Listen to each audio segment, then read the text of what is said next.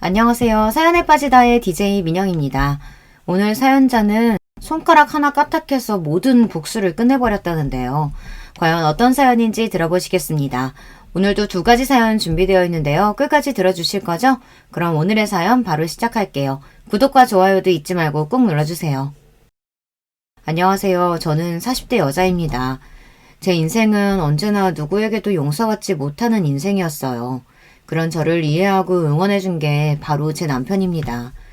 저는 고등학교를 졸업한 직후 안 해본 아르바이트가 없습니다. 편의점이나 커피숍은 기본이고 회사를 돌아다니며 녹즙을 배달하는 아르바이트까지 했어요. 그러다가 정착한 게 식당 일이었어요. 아르바이트를 하려고 들어갔던 국수집에 정착해서 지금까지 15년 가까이 일하고 있습니다. 식당 사장님이나 함께 일하는 직원들과는 가족처럼 지냈어요. 식당 가족 모두가 성실하게 일하는 저를 예쁘게 봐주셨거든요. 사실 저는 성인이 된 이후 가족이 없었어요. 저를 낳고 키워주신 부모님과 학원 문제로 의절을 하다시피 연락을 끊었거든요. 사실 부모님과 만나지 못한다는 게 힘들거나 슬프지는 않았지만 혼자 살다 보니 가끔 외로워지는 순간들이 있었어요. 그럴 때 제 곁에 있어줬던 분들이 바로 식당 가족들입니다. 어린 나이부터 혼자 월세방에 사는 제가 안쓰럽다며 매일 밥은 물론이고 반찬까지 해서 나눠주셨어요. 남편도 그 식당에서 만났어요. 남편은 식당 사장님 아들이에요. 남편은 직장 생활을 하면서도 자주 식당에 들러 밥도 먹고 부모님의 식당 일을 돕기도 했어요. 오랫동안 일하면서 매일 보다시피 하다 보니 어느새 둘이 정분이 났습니다. 그리고 얼마 뒤 저와 남편은 결혼을 했습니다. 저는 가족 같던 식당 가족들과 진짜 가족이 됐습니다. 그때의 기쁨을 말하자면 밤새 이야기해도 모자라요. 사실 결혼식 날 저는 너무 가슴이 아팠어요. 결혼하기 몇 달 전부터 친정 부모님께 연락을 드렸는데 제 결혼식 날 끝까지 오지 않으셨거든요. 그 절망적인 마음을 위로한 게 바로 남편과 시부모님입니다. 절륜이라는 게 그렇게 쉽게 끊어지는 게 아니다. 지금이야 부모님이 이해가 안 가고 원망스럽겠지만 언젠가 부모님도 마음 열고 널 이해해 주실 거야. 그럼 그때까지 우리를 부모라고 생각하고 언제든 기대고 의지하렴. 우리도 처음부터 너는 우리 딸로 생각했으니까. 나도 보라듯 멋진 사위 돼서 나중에 장인 장모님 뵙더라도 자랑스러운 사위로 보일 수 있게 할게. 너무 감사해요. 저도 딸 같은 며느리 될 수 있도록 항상 노력하며 살게요. 당신한테도 누구보다 자랑스러운 아내가 될게. 친정 부모님께 받지 못했던 애정과 관심을 저는 결혼하고 나서야 받을 수 있었습니다. 시부모님과 남편은 입이 마를 정도로 이야기를 해도 좋은 점밖에 없는 사람들이었어요. 그런데 그렇게 좋은 시댁에도 한 가지 걸림돌이 있었습니다. 바로 시동생이었어요. 시동생은 제가 결혼할 당시 로스쿨에 다니다가 검사로 임용돼서 연수원에 있었습니다. 언뜻 듣기로는 참 대단한 사람이에요. 중고등학교는 물론이고 대학에서도 1등을 놓친 적이 없는 수재였습니다. 그런데 성격도 1등으로 재수가 없었어요. 제가 처음 식당에서 일할 때 시동생은 한참 대학생이었는데요. 저를 볼 때마다 한심하다는 듯 쳐다봤습니다. 요즘은 개나 소나 다 대학 가는데 그런 대학도 못 가고 그 나이에 왜 식당에서 일해요? 집안이 지지리도 가난해서 머리가 엄청 나쁜가? 저를 보자마자 한다는 소리가 저랬어요. 너보다 나이도 많은 누나한테 말버릇이 그게 뭐야? 사람마다 다 자기 뜻이고 생각이 있는 거지. 너 빨리 사과 안 해? 에이, 수민 씨 미안해요. 내 아들이지만 애가 철딱서니가 없어. 시어머니는 저에게 진심으로 미안해 하셨어요. 평생 공부만 했으니 저렇게 생각할 수도 있죠 뭐. 저도 지금까지 사회생활 안 하고 공부만 했으면 저렇게 생각할 수도 있어요. 이까지 국수가게에서 사회생활은 무슨... 나보다 몇 살이나 많다고 감히 내 앞에서 훈수질이야. 시동생은 남편과는 천지 차이였습니다. 한 배에서 나와 같은 부모 아래 자랐는데도 어쩜 저렇게 다른지 모르겠어요. 개념이 없어도 너무 없었습니다. 남편 말이 시동생은 어릴 때부터 공부는 잘했는데 원래 인성에 문제가 좀 있답니다. 공부 좀 잘한다고 뻐기는 정도가 아니라 강약 약강의 표본이었대요. 강한 사람 앞에서는 깨갱하고 약한 사람 앞에서는 큰 소리만 치는 사람이었죠. 시동생이 싸가지 없이 구는 게 제 앞에서만 하는 게 아니었어요. 본인 부모님에게도 마찬가지였어요. 이놈의 자식이 그만 못해? 이게 머리 좀 좋다고 오냐오냐 하니까 아주 버르장머리가 없어. 아빠도 저렇게 한심하고 불쌍한 애들만 맨날 데려다 쓰니까 평생 국수집밖에 못하는 거야. 남자가 자고로 큰 사람들하고 큰일을 해야지. 나중에 나 검사되고 부잣집에 장가갈 때 우리 국수집 하나 하는 거 그 여자가 싫다고 하면 바로 집 나갈 거니까 그런 줄 아세요. 저 자식이 평생 뜨거운 물 앞에서 국숙 삶아가지고 대학까지 보내줬더니만 말하는 꼬락서니 봐라. 너 같은 놈이 검사되면 이 나라 꼴이 참 잘도 돌아가겠다. 그놈의 국수 타령.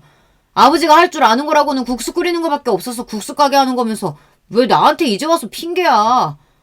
지겨워. 시동생은 대학 때부터 자기가 검사가 되면 집을 나가겠다고 떠들었습니다. 부모가 코딱지만한 식당을 한다는 게 창피하다고요. 그렇게 노래를 부르더니만 결국은 시동생은 꿈을 이뤘어요. 검사가 돼서 부잣집 여자를 만나 결혼했습니다. 제가 결혼하고 2년 정도 되었을 때였던 것 같아요. 여자를 만나는지도 몰랐는데 하루아침에 결혼한다고 청첩장을 찍어왔더라고요.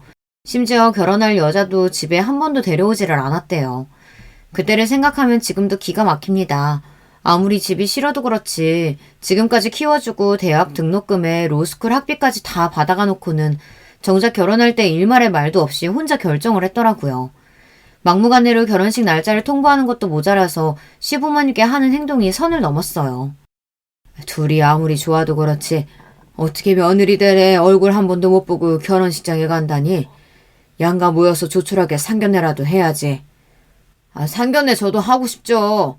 처가에서 집에 차에 결혼식장까지 다 해주시는데 저라고 상견례라고 안 하고 싶겠어요? 근데 지금도 봐요. 아버지는 상견례마저 조촐하게 하자고 하시잖아요. 그 정도 가지고 처가에 말도 못 꺼내요. 괜히 얘기했다가 저만 또 한 소리 듣는다고요. 그랬습니다. 시동생은 대릴 사이나 다름없었어요. 동선의 친정아버지가 사업을 크게 하시는데 그 집에서는 동서가 공주랍니다. 집안에 딸만 둘인데 부모님이 둘 다 공주처럼 쉬우셨대요. 동서 친정아버지는 딸들을 시집 보내기가 너무 아까워서 집안에 대릴 사위를 드리고 싶어 했답니다. 그래서 딸과 결혼만 하면 집에 차에 필요한 건 다 사주기로 했나 보더라고요. 대신에 자신들의 딸들에게 평생 충성하고 살 사위를 찾으신 거죠. 더군다나 동선의 집안에는 돈은 많아도 사자가 없답니다. 그래서 동서 친정아버지는 첫째 사위는 가난한 집에서 컸지만 서울대 의대를 나온 치과 의사를 얻었대요. 그 이후로 둘째 사위는 무조건 검사로 드리겠다고 하셔서 동서와 시동생이 만날 수 있었나 보더라고요. 연애를 제대로 한 것도 아니고 돈만 보고 남의 집 대릴 사이로 가는 주제에 뭐가 큰 자랑거리라고 둘째 너는 아버지한테 그렇게 큰 소리를 쳐. 결혼하기 전에 양가 만나서 인사하는 게 당연한 거지. 뭘 그거 가지고 호들갑이야. 그냥 우리 가게 하루 쉬고 가게에서 하면 되니까 어른들한테 말씀드려서 상견례 날짜 잡아. 엄마, 그걸 지금 말이라고 해요? 우리 처가 식구들이 어떤 사람들인데 좁아 터진 국수 가게를 데리고 와. 난 죽어도 못 데려오니까 그런 줄 알아요. 당시에 저도 그 자리에 있었는데 민망해서 말 한마디 제대로 못했어요. 제가 괜히 나서봐야 도움이 될 것 같지 않아서요. 사실 시동생에게 결혼한다는 말을 처음 들었을 때 시부모님은 많이 놀라기도 하셨지만 시동생에게 실망하신 것 같았어요. 신혼집이든 차든 시동생이 필요했다고 했으면 시부모님은 빚을 내서라도 해주실 분들이에요. 저와 남편이 결혼할 때도 시부모님은 없는 살림에 저희를 위해서 국수집 근처에 작은 빌라를 얻어주셨거든요. 물론 시동생도 작은 빌라 전세 가지고는 절대 만족할 사람이 아니다 보니 아예 시부모님께 이야기하지 않은 거겠지만요. 아무리 그래도 30년 가까이 키워주신 부모님에게 할 짓은 아니었습니다. 그날 일을 치고도 시동생은 결국 상견례를 하지 않았어요. 대신에 시동생과 동서될 사람이 시댁에 인사를 오는 걸로 마무리했죠. 시부모님은 상견례도 못하고 아들 결혼식을 치른다는 것에 많이 속상해하셨지만 그래도 동서될 사람이 시댁에 온다는 거에 기뻐하셨어요. 시어머니는 동서가 집에 오기 며칠 전부터 하루가 멀다 하고 시장에 가서 장을 봐왔습니다. 동서가 뭘 좋아할지 모르겠다며 이것저것 하실 수 있는 건 다 하셨습니다. 그날 시어머니는 모든 실력을 다 발휘해서 잔치상을 차리셨어요. 시아버지 생신 때도 그렇게 차리지는 않았던 것 같은데 엄청 신경을 쓰셨더라고요. 제가 다 세미날 정도로요. 어머님, 저 처음 결혼한다고 했을 때는 이렇게까지 안 해주셨으면서 동서 온다고 하니까 너무 많이 차리신 거 아니에요? 둘째 말이 안 그래도 애가 엄청 입이 짧은 데다가 결혼식 준비하면서 다이어트 한다고 더 안 먹는다잖아. 처음 만나는 건데 영 신경이 쓰여서 이것저것 하다 보니 많아졌네. 우리 큰며느리 생일 때도 내가 이렇게 차려줄 테니까 너무 샘내지 말어. 괜한 제 볼멘 소리에도 시어머니는 웃으시면서 제게도 똑같이 해줄 테니 걱정하지 말라고 하셨습니다. 그 모습을 보는데 저는 시어머니가 존경스러웠어요. 사실 아들을 뺏기는 거나 다름없는 결혼이다 보니 며느리도 안 예쁘고 사돈댁도 서운할 수 있는 일인데 어쩜 저렇게 차분하게 잘 넘기시는지 모르겠어요. 저는 진심으로 시어머니가 대단하다고 느껴졌습니다. 그런데 시어머니의 수고는 말짱 도루묵이 되었습니다. 시동생과 동서는 집에 오자마자 주스 한 잔 마시고 다른 음식은 손도 안 댔어요. 이유는 간단했습니다. 동서될 사람이 남의 집에서는 밥을 잘 먹지 못한다네요. 에이, 세아가 입맛이 없어도 조금이라도 먹어봐. 너희 시어머니가 평생 남의 밥만 만들어 장사한 사람이라 음식 솜씨 하나는 기가 막혀. 평소 말도 별로 없고 무뚝뚝하신 시아버지까지 나서서 동서에게 한술 뜨라고 여러 번 말했는데도 동서는 듣지 않았습니다.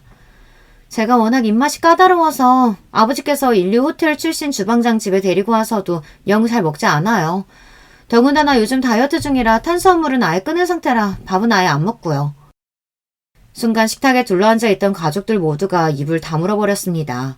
집안에 인류 호텔 출신 주방장을 불렀다는 것도 신기했지만 다이어트 때문에 시댁에 처음 와 인사를 하면서도 수저조차 들지 않는다는 것도 기가 막혔습니다. 동서, 아무리 그래도 조금이라도 먹어봐. 어머님이 동서 해주고 싶어서 이 추운 날씨에 며칠 전부터 장보고 준비해서 차리신 거야. 아직 나이도 어리고 직장생활도 거의 안 해봤다고 하니 세성물정이라고는 모를 수 있습니다. 아무리 그래도 집에서 곱게 자랐다고 하니 기본 예절 정도는 배웠을 거잖아요. 어른들이 이 정도로 말하면 한 입이라도 먹어볼 만한데 동서는 보기보다 고집이 세더라고요. 제 드레스 아버지한테 졸라서 프랭스에서 직접 구해오신 거예요. 미리 구해오느라 이미 가방까지 다 맞춰둔 상태라 살찌면 저 그 드레스 못 입어요. 자꾸 먹으라고 강요하시면 다들 제 결혼식 망치려고 하신다고밖에 생각할 수 없네요. 아이, 요즘 세상에 밥 못 먹어서 굶는 사람이 어디가 있다고. 유난스럽게도 왜 그래요. 그만들 좀 하세요. 우리 수아씨 불편하겠네. 순간 얼굴까지 붉히신 시아버지께서 시동생에게 한마디 하려고 입을 벌린 순간 시어머니께서 시아버지의 손을 지그시 잡았어요. 그러고는 시동생과 동서에게 그만 돌아가라고 하셨습니다. 그래. 우리가 괜한 오지랖 부렸네. 얼굴 봤으니 됐다. 바쁠 텐데 그만 가고고 결혼식 때 보자. 동서와의 첫 만남은 생각보다 강렬했습니다. 잠깐 본 거긴 하지만 저와는 나이도 나이지만 여러 면에서 다른 사람 같았어요. 그런데 역시나 제 감이 맞았습니다. 동서는 저와 너무 다른 사람이었어요. 다른 정도가 아니라 맞는 게 하나도 없었습니다. 동서와 시동생이 결혼한 이후 시댁에는 많은 변화가 있었어요. 시동생은 원래도 시부모님께 잘하는 자식은 아니었지만 아무리 그래도 변해도 너무 변했어요.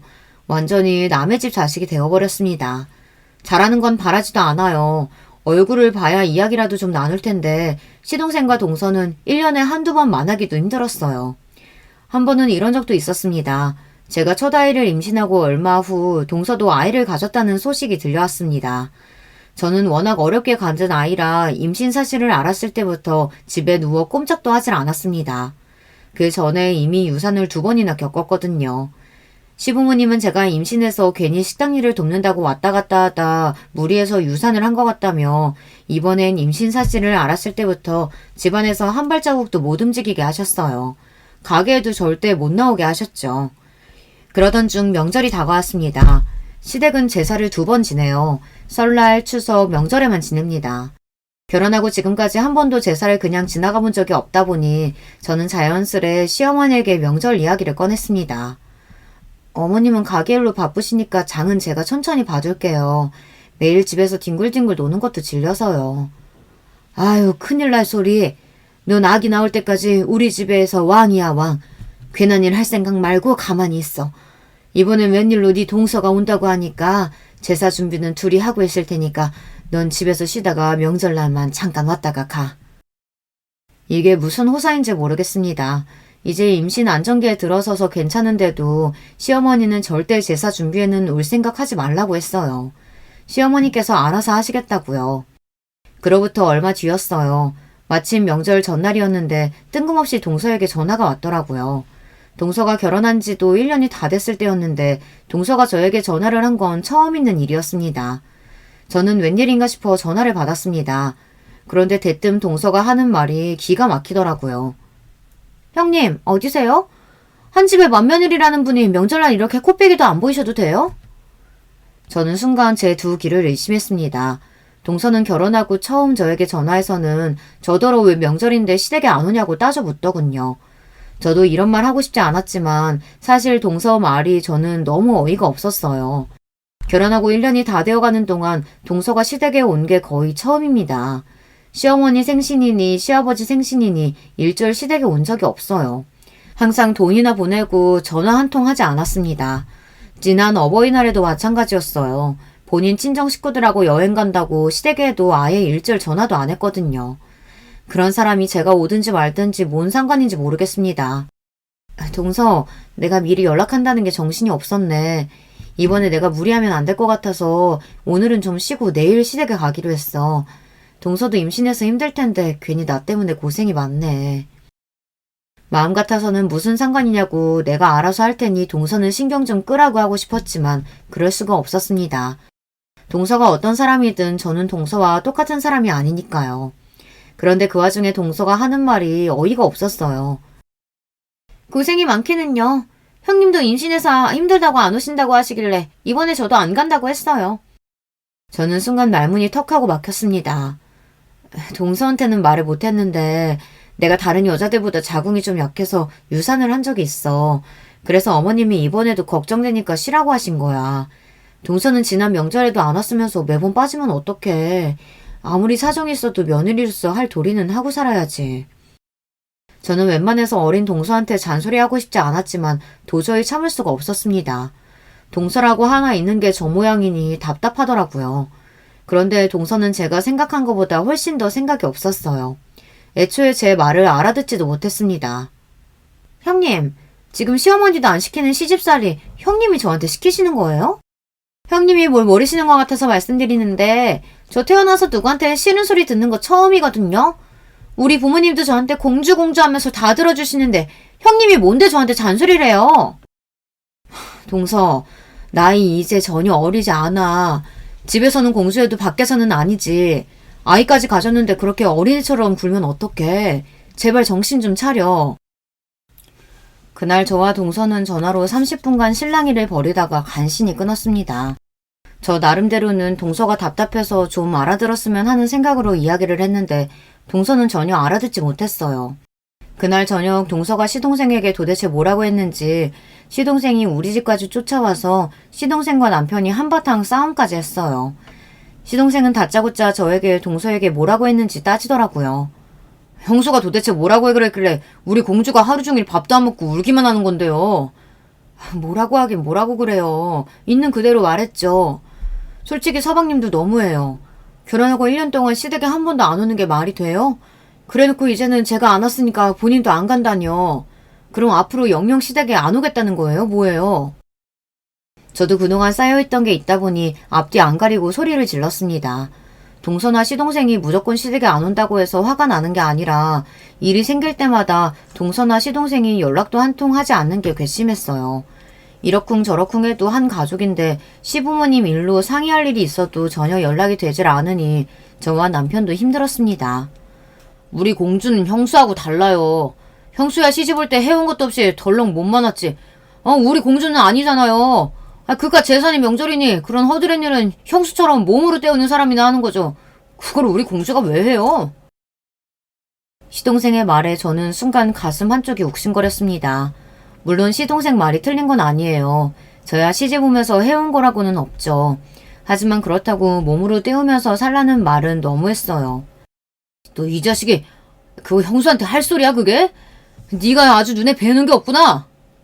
그 순간 믿기지 않는 일이 벌어졌습니다. 그때까지 잘 참고 있던 남편이 순간 화를 참지 못하고 시동생에게 달려들어 뺨을 때렸어요. 남편이 시동생을 때린 건 처음 있는 일이랍니다. 순간 시동생은 남편을 향해 눈을 부라렸어요. 그러면서 한다는 말이 기가 막혔습니다. 형이 나한테 해준 게 뭐가 있다고 훈계질이야. 꼴의 가장이라고 아내가 무시당하는 건 싫은가 보지? 형수가 이런 취급 당하는 거 싫으면 형이나 똑바로 살아. 시동생의 말에 화가 덜 풀린 남편이 한 대 더 딸이라고 하길래 제가 남편의 팔을 잡고 말렸습니다. 그만하라고요. 그러자 마찬가지로 더 화가 난 시동생이 눈을 부라렸습니다. 한 대 치니까 더 치고 싶은가 보지? 그래! 어디 한 대 또 때려봐! 내가 고소해서 콩밥 먹여줄 테니까! 사방님도 이제 그만해요. 동서 일은 내가 알아서 할 테니까 그만 가봐요. 저는 애써 남편을 말려서 진정시키고 시동생을 집으로 돌려보냈습니다. 그날 이후 시동생과 동서 그리고 저와 남편 사이는 틀어질 대로 틀어졌습니다. 같은 식구라고 서로 볼 일도 거의 없었어요. 둘 다 애들도 비슷한 시기에 임신해 낳아서 나이도 동갑이었는데 전혀 교류가 없었죠. 오히려 서로의 소식도 시부모님을 통해서 들을 뿐이었어요. 그러던 중 제 인생에서 가장 큰 시련이 다가왔습니다.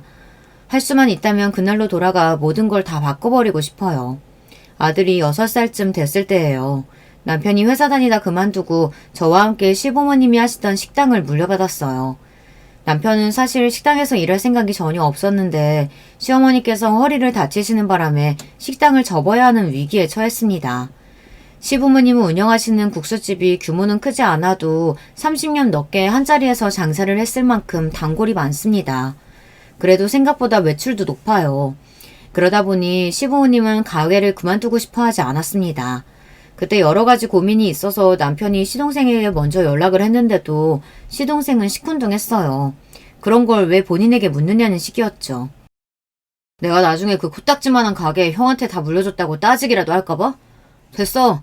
난 그까짓 가게에 줘도 안 받으니까 형이나 알아서 해. 남편은 시동생에게 하고 싶은 말이 많았지만 애써 참았답니다. 또 다투게 되면 정말 영영 못 볼 것 같아서요. 그로부터 얼마 뒤 저와 남편이 가게를 물려받았습니다. 그리고 며칠 뒤 바로 사고가 났어요. 시아버지가 평소 하시던 대로 남편이 항상 새벽이면 시아버지 트럭을 타고 새벽시장에 갔습니다. 그런데 새벽시장에서 돌아오던 길에 도로에서 과속을 해오던 차에 부딪혀서 도로 중앙차선을 넘어가는 사고를 당했습니다. 반대쪽에서 달려오던 차와 한 번 더 부딪혀서 크게 사고가 났어요. 사고 직후 남편은 응급실에 실려갔지만 사망했습니다. 그때 일은 지금 생각해도 눈앞이 까마득해질 정도로 끔찍하기만 해요. 제 인생의 가장 큰 선물이라고 생각했던 남편이 사라지고 나자 저는 앞날이 캄캄하기만 했습니다. 그때 시부모님이 안 계셨다면 저는 아마 제대로 정신도 차리지 못했을 거예요. 시부모님도 아들을 잃은 슬픔에 힘드셨을 텐데도 저를 위로하기 위해 애쓰셨습니다. 제가 아무것도 못하고 가게에도 못 나가고 있었는데 시부모님은 힘든 몸을 이끌고 저를 위해 가게도 봐주시고 아들까지 봐주셨어요. 그 모습을 보고 저도 간신히 정신을 차리고 일어나 아들을 지키기 위해 노력했습니다. 그렇게 딱 1년이 걸렸어요. 남편 생각해도 눈물이 나지 않게 된 게요. 이제 곧 아들이 학교에도 가는데 바보처럼 주저만 앉아있을 수는 없었습니다. 저는 가게에도 나가 열심히 일하고 아들도 열심히 키웠어요. 남편의 빈자리를 느끼지 않기 위해 하루도 쉬지 않고 열심히 살았습니다. 그러던 어느 날이었습니다. 웬일로 동서에게 연락이 왔어요. 저는 바쁜 와중에도 무슨 일이 있나 해서 전화를 받았습니다. 형님은 이제 아예 저랑 인연 끊기로 하셨나봐요? 우리 준영이 사립초등학교 합격한 거 뻔히 알면서도 어떻게 연락 한 번은 안 해요? 저는 웬 마른 하늘에 날벼락인가 했습니다. 남편 죽었을 때 장례식장에 얼굴 잠깐 비치고 사라져서 몇 달 만에 연락하는 주제에 제 안부는커녕 자기 아들 사립초등학교 합격 소식을 듣고도 왜 연락을 안 했냐입니다. 그 순간 아무리 마음을 추스르고 다잡아보려고 해도 쉴 새 없이 뛰어드는 심장을 가라앉힐 방법이 없더군요. 너무 화가 나서요.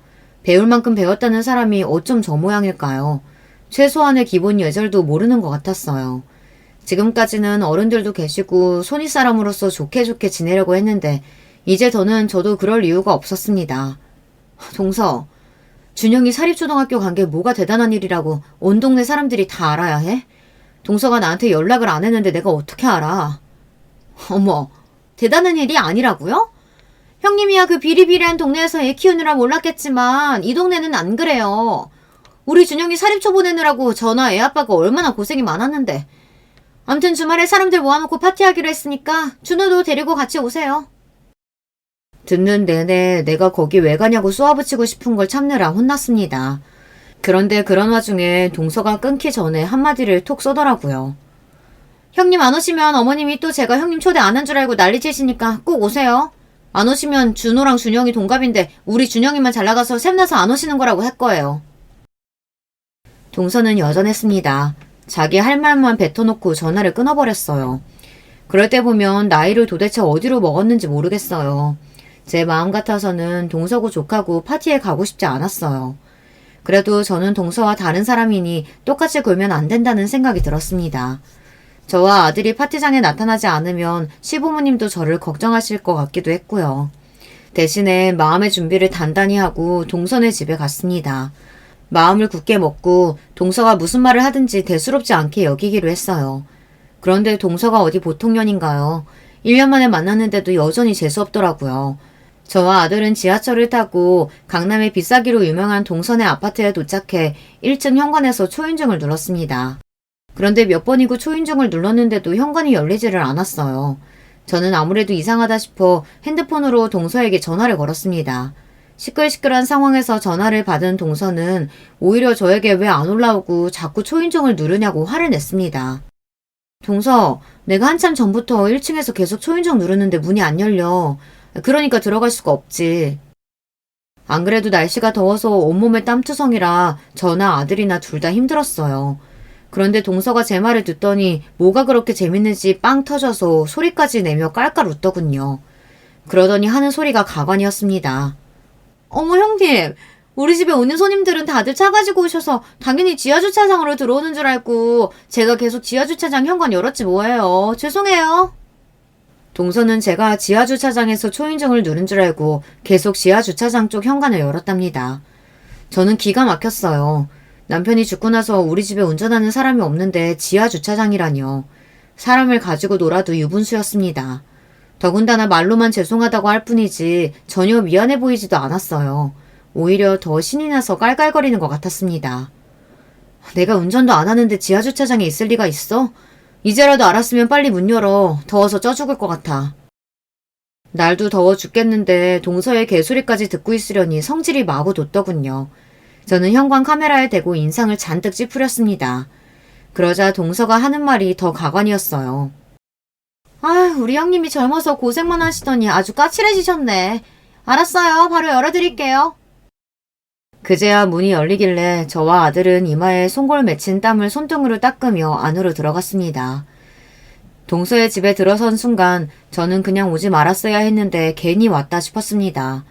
고작 이제 초등학교 입학하는 애 축하 파티가 이렇게 거창해도 되는 건가 싶을 정도로 부담스럽더라고요.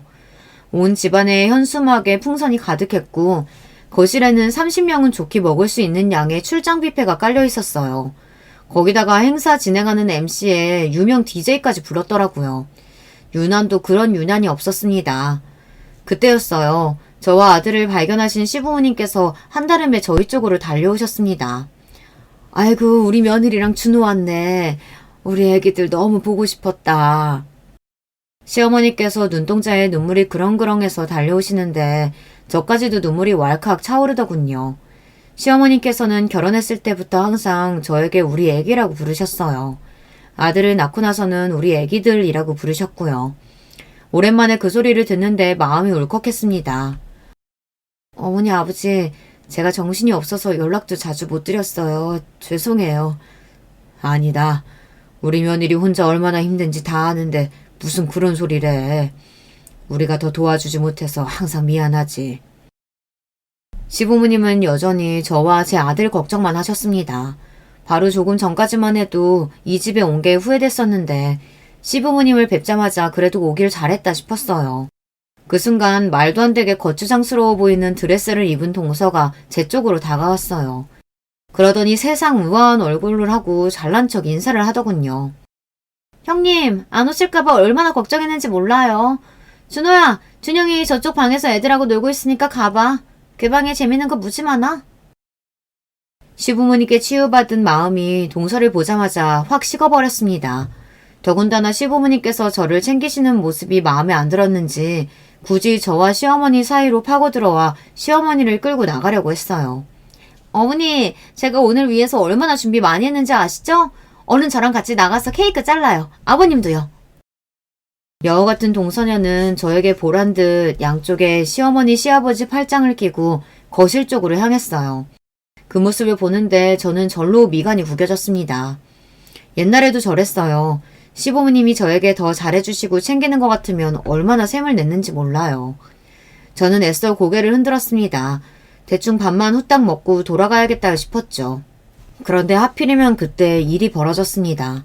출장 뷔페 직원이 케이크를 가지고 나오는데 제 아들이 방에서 나오다가 저를 보고 신이 나서 달려나오다가 그만 케이크를 들고 있던 직원이랑 부딪힌 거예요. 그 순간 와당탕 소리와 함께 케이크를 들고 있던 직원이 뒤로 휘청이다가 케이크를 바닥에 떨어뜨리고 말았습니다. 아! 이게 뭐야! 바닥에 떨어뜨린 케이크도 케이크였지만 동서의 고함에 거실에 있던 사람들은 더 놀랐습니다. 생각지도 못한 일에 당황한 저는 곧장 아들에게 달려가려고 했어요. 그런데 그때였습니다. 케이크를 떨어뜨린 직원이 자리에서 벌떡 일어나 동서에게 90도로 허리를 숙이며 사과를 했어요. 그런데도 동서는 직원을 한번 세게 째려보더니만 제 아들에게 다가갔습니다. 그러더니 동서가 하는 행동이 의외였어요. 동서가 제 아들의 팔을 잡아 일으켜주더군요. 그 순간에는 저도 전현이 웬일인가 싶었는데 순간 제 눈에 이상한 점이 포착됐습니다. 동서년이 제 아들 귀에 뭐라고 중얼중얼 속삭이는 것 같더라고요. 그러더니만 이내 밝은 얼굴로 웃더니 애한테 화장실에 들어가서 씻어야겠다고 하더군요. 그런데 아무래도 이상했습니다. 동서가 제 아들 귀에 속삭인 순간 아들 얼굴이 차갑게 굳어서는 그대로 화장실로 들어갔거든요. 저는 걱정이 돼서 곧장 아들을 따라 화장실로 들어갔습니다. 그런데 화장실에 들어간 아들은 그대로 바닥에 주저앉더니 펑펑 울고 있었습니다. 아주 서럽게 말이죠. 저는 너무 놀라서 아들에게 도대체 무슨 일이냐고 물었어요. 준호야, 무슨 일이야? 아까 작은 엄마가 네 귀에다 대고 뭐라고 속삭이는 것 같던데 설마 그 소리 때문에 우는 거야? 아들은 제 말에 더 서럽게 눈물을 쏟아내더니만 이내 제품에 와락 안겼습니다. 그러더니 하는 말이 충격이었어요. 엄마, 작은 엄마가 내 귀에 대고 뭐 하는 짓이냐고, 어디서 감히 뛰어다니냐고 무섭게 그러더니 니네 아빠처럼 죽어볼래라고 그랬어. 케이크 엎었으니까 나도 이제 아빠처럼 죽는 거야? 저는 순간 너무 놀라서 입이 다물어지지 않았어요. 아무리 무식하고 배운 게 없어도 그렇지 고작 7살이 내 귀에다가 대고 저딴 소리를 했다는 게 믿기지 않았어요. 저는 도무지 참을 수 없어 아들을 시어머니에게 잠시 맡기고 곧장 동서를 찾아다녔습니다. 조금 전까지만 해도 케이크니 뭐니 자르겠다고 나대더니만 어디에도 동서가 보이질 않았습니다. 그 순간 구석에서 다 으깨진 케이크를 손가락질하며 애꿎은 출장 뷔페 직원들에게 짜증을 내는 동서가 보였어요. 저는 이때다 싶어 동서를 향해 돌진했습니다. 그러고 동서의 어깨를 툭 쳤어요. 제가 동서의 어깨를 건드리자마자 동서는 잔뜩 찡그린 얼굴로 몸을 돌렸습니다. 뭐예요, 형님? 지금 나 이 사람들하고 이야기하는 거 안 보여요? 사람들 앞에서는 착한 척 우아한 척 해대더니만 저나 출장 뷔페 직원들 앞에서는 아주 본색을 드러냈어요. 그 모습을 보는데 저도 너무 기가 막혀서 실소가 터지더군요. 기가 막힐 때 막히더라도 확인할 건 확인해야 하니 저는 동서에게 물었습니다. 우리 준호 말이 동서가 네 아빠처럼 죽어볼래 하고 말했다던데 사실이야? 제 말에 아주 잠깐 동서의 눈빛이 흔들리더니만 이내 입꼬리를 올리더니 슬쩍 저를 비웃더군요. 그러더니만 제게 슬쩍 와서 하는 말이 가관이었습니다. 멍청해서 못 알아들을 줄 알았더니만 그래도 알아들었네요. 그 순간 제 이성은 순식간에 날아가 버리고 말았습니다. 저는 생각할 틈도 없이 곧장 동서의 머리끄댕이를 낚아챘어요. 이 미친년이 어디서 감히 내 아들한테 그딴 개소리를 짓거려? 좋아, 어디 그럼 네가 먼저 내 남편 따라가 볼래? 저는 그대로 동서의 머리를 다 찌그러진 케이크 위에다가 눌러버렸습니다. 동서녀는 입만 살아서 떠들 줄 알지 휘청휘청 제 손에 휘둘렸어요. 형님 미쳤어요? 얼굴에 잔뜩 케이크를 떡칠한 동서를 저는 그대로 바닥에 내동댕이 쳤습니다. 화려한 드레스를 입은 채 바닥에 넘어진 꼴이 가관이었어요. 그 모습에 주방에 있던 사람들 모두가 끄끄거리며 웃어댔습니다. 잘 들어. 내가 지금까지는 너 같은 년도 한 가족이라고 봐주면서 살았는데 지금부터는 아니야. 너랑 나랑은 원수야. 내가 너 죽을 때까지 따라다니면서 괴롭힐 거니까 기대해라. 저는 그 자리에서 아들을 데리고 집에 돌아왔습니다. 그리고 그때부터 본격적으로 동서를 짓밟기 위한 갖은 노력을 다했습니다. 사실 제가 말을 안 해서 그렇지 어린 시절 강남 8학군에서 자랐어요. 저에게는 그때의 기억이 워낙 좋지 않아서 강남이라면 치가 떨립니다. 인생의 성공은 무조건 공부, 학벌, 직업이라고 생각했던 부모님의 강요에 저는 4살 때부터 영어 공부를 시작해 영어 유치원, 강남의 사립초까지 나왔습니다. 하지만 초등학교 시절 지금으로 말하면 번아웃 같은 증상이 찾아왔어요. 지금이야 번아웃이 얼마나 위험한 건지 애들까지 다들 알지만 그때는 그런 용어조차 모르던 시대이다 보니 부모님들은 그냥 제가 다른 아이들보다 나약하고 정신력이 약하다고 더 몰아붙였습니다. 저는 나이가 들수록 점점 살도 빠지고 말수도 줄었습니다. 그래도 부모님의 기대에 부응하기 위해 꾹 참고 견뎠어요. 부모님께 꼭 보여주고 싶은 게 있었거든요. 바로 명문대학 학생증이었어요. 부모님이 원하시는 대로 대학만 합격하면 그때부터는 제 마음대로 하겠다 마음속으로 내내 생각하고 있었거든요. 저는 그 꿈을 이뤘습니다. 부모님이 원하시던 대학에 합격했어요. 그리고 입학식 당일 부모님과 밝게 손가락 V를 하고 사진을 찍은 뒤 저는 학교에 가지 않았습니다.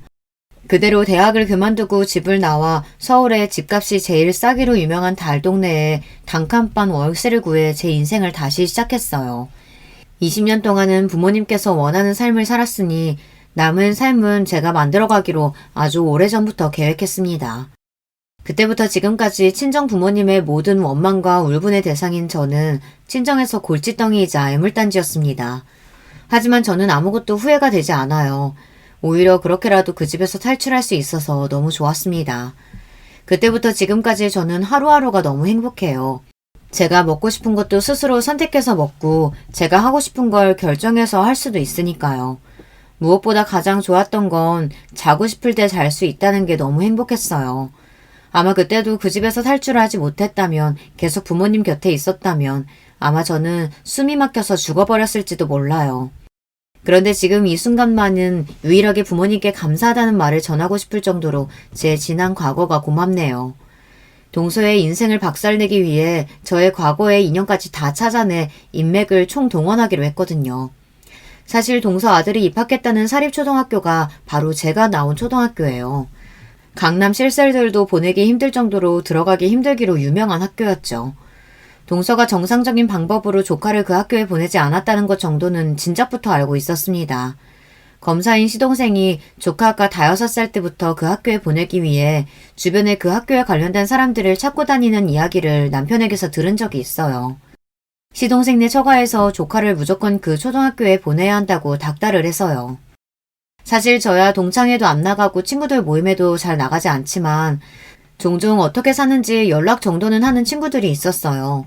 그런데 제 남편이 죽었을 때 어떻게들 알고 다들 장례식장에 왔더라고요. 아무래도 이제 40이 넘은 친구가 과부가 됐으니 얼마나 말도 많고 걱정들도 많이 했겠어요. 다들 장례식장에 와서 한다는 소리가 똑같았습니다. 힘든 일 있으면 다 도와줄 테니 연락하라는 이야기였어요. 평소에 저라면 절대 그런 소리를 들어도 부탁을 하지 않는 사람이었지만 동서는 예외였습니다. 동서가 망하는 모습을 제 두 눈으로 볼 수 있다면 저는 뭐든지 할 수 있었어요. 제 친구 남편이 현재 시동생이 근무하는 지검의 지검장으로 있어요. 더군다나 국민학교 시절 저와 제일 친했던 친구는 교육청 장학사입니다. 저는 동선의 집을 나오자마자 바로 그 친구들에게 전화해 사립초등학교 입학 비리에 대해 제보했습니다. 그리고 저는 지검장을 남편으로 둔 친구에게 연락해 조만간 그 지검의 검사가 자기 아들을 사립초등학교에 청택해서 입학시켰다는 기사가 날 거라고 살짝 흘렸습니다. 말도 안 돼. 그런 기사 한번 잘못 나면 지검은 물론이고 우리 남편한테까지 피해가 얼마나 많은데 그 검사 이름이 뭐야? 역시나 제 예상대로였습니다. 친구는 자기 남편 앞길에 똥물이 튀기는 그 검사 이름이 뭐냐고부터 묻고 따졌습니다. 저는 곧장 시동생 이름을 알려줬어요. 기사 나가기 전에 빨리 지방으로 발령을 내든 자르든 어떻게든 해서 내보내. 그래야 너희 남편 피해 안 본다. 알았어. 내가 바로 남편한테 연락할게. 미리 알려줘서 고마워. 고마운 건 난데 오히려 친구가 저에게 고맙다고 하더군요. 저는 어릴 때부터 강남 8학군에서 살면서 배우고 터득한 것들이 있습니다. 많이 배우고 많이 가진 사람들은 언제나 자신이 가진 것이 최고라고 생각하지 않아요. 더 좋은 것을 가지고 더 높은 곳으로 가기 위해 자신에게 피해가 되는 방해물들은 바로 잘라내버리죠. 제가 지검장 아내인 친구에게 연락하고 난 뒤 시동생은 지방 발령을 전달받았다고 친구에게 들었어요. 저는 절로 웃음이 났습니다. 이미 시동생이 일하는 지검에서도 다 알게 됐으니 조카의 사립초등학교 입학은 물 건너갔어요. 과연 동서가 시동생을 따라 그 시골 총구석으로 갈까 저는 궁금하기만 했습니다. 얼마 후 제 예상대로 동서는 난리가 났습니다. 아들을 유치원에 보내고 집에 돌아왔더니만 핸드폰에 부재중 전화가 10통이 찍혀 있더라고요. 모두 다 동서가 제게 전화한 거였어요. 저는 신경도 쓰지 않았어요. 저에게 전화하든 찾아오든 저는 생각을 바꿀 마음이 없었거든요. 그런데 그날 오후 동서가 집까지 찾아왔더군요.